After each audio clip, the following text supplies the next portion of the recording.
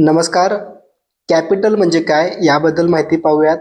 Capital म्हणजे व्यवसाय सुरू करण्यासाठी मालकाने व्यवसायात गुंतवलेली रक्कम, मालमत्ता किंवा साधनसामग्री होय. याला मराठीमध्ये भांडवल असे म्हणतात.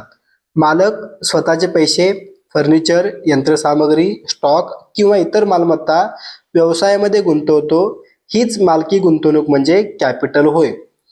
कॅपिटल का महत्वाचे आहे बघा. व्यवसाय सुरू करण्यासाठी आवश्यक निधी मिळतो, दैनंदिन कामे करण्यासाठी, व्यवसायाची आर्थिक ताकद कळते, नफा तोटा मोजताना कॅपिटल हा मुख्य घटक असतो. उदाहरणार्थ, तुम्ही व्यवसाय सुरू करताना 1,00,000 रुपये गुंतवले म्हणजे हे कॅपिटल आहे.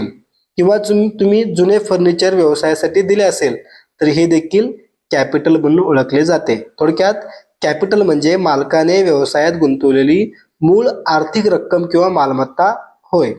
धन्यवाद.